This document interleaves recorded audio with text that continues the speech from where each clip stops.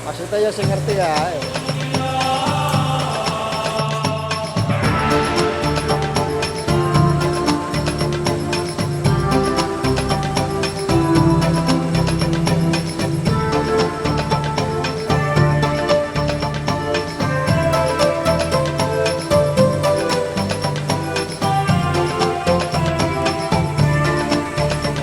Kita sudah sampai di Masjid Golo.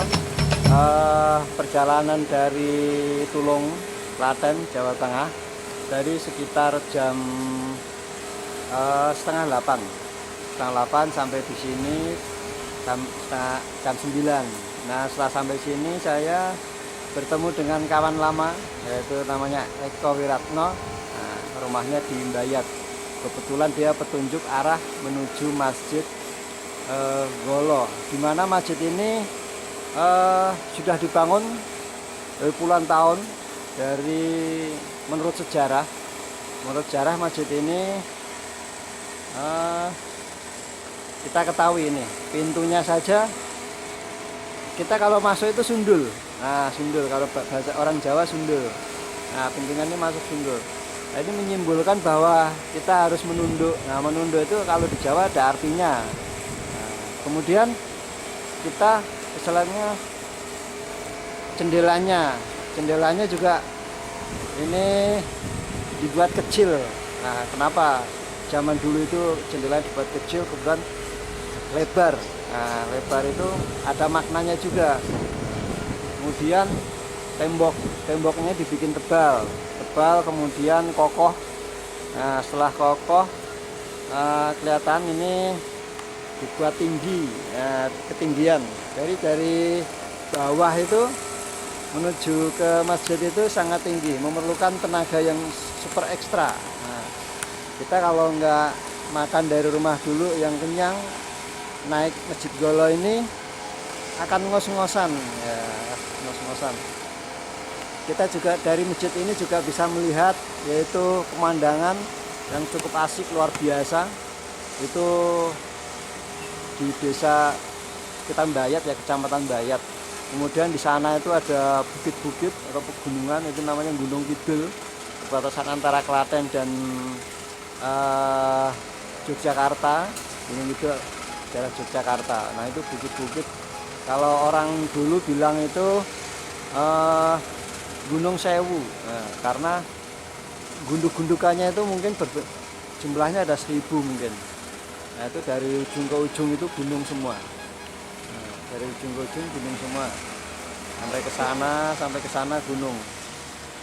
Nah, kemudian dari ketinggian ini kalau menuju ke Masjid Golo ini sekitar menaikin tangga, berapa tangga ya? Ada berpuluh-puluh tangga ini. Pokoknya cepet, super ekstra lah. Memerlukan tenaga yang begitu harus kuat lah. Nah, itu kemudian ada yang namanya di situ ada beduk.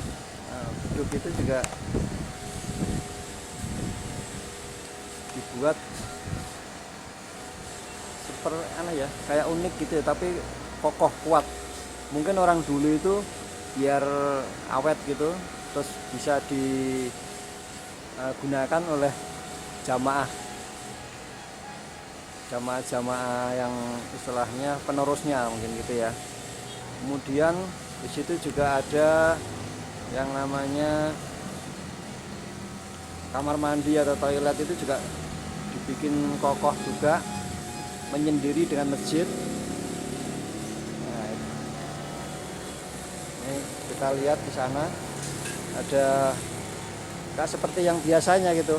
Kalau ya biasanya itu kamar mandi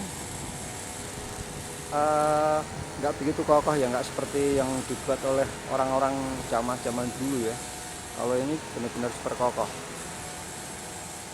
Kemudian yang menarik itu di depan masjid ada tiang benderanya. Nah, ini super menarik ini, area menarik super benderanya. Jarang sekali di depan masjid itu ada tiang benderanya, tapi kalau ini ada tiang benderanya. Nah, ini menyimbolkan bahwa orang dulu itu cinta tanah air, cinta NKRI. Nah, seperti itu. Kemudian ubinnya itu dibikin ini ya, kotak-kotak gitu ya. Ini apa maksudnya kita nggak tahu gitu ya, tapi inilah bersih gitu lah. Coba kita tengok ke dalam. Kita di dalam ada apa ini? Wah, di dalam ternyata sejuk ya. Dalam itu sejuk banget. Terus bangunannya itu benar-benar luar biasa kokohnya. Kemudian ada, ini terbuat dari kayu jati. Di dalamnya tuh tiang-tiangnya tuh kayu jati. Ya, jati itu di atas sana itu jati-jati semua. Tuh kita lihat ini jati, di situ jati. Kemudian tempat imamnya itu juga pendek. Nggak tahu sejarahnya seperti apa itu, kita belum paham ya. Tapi ada makna-makna tersendiri, yaitu bagaimana dibuat pendek, bagaimana masjidnya dibuat pendek tapi kokoh. Nah, seperti itu. Kita belum ini ya. Nah, itu kita lihat. Kokoh sekali.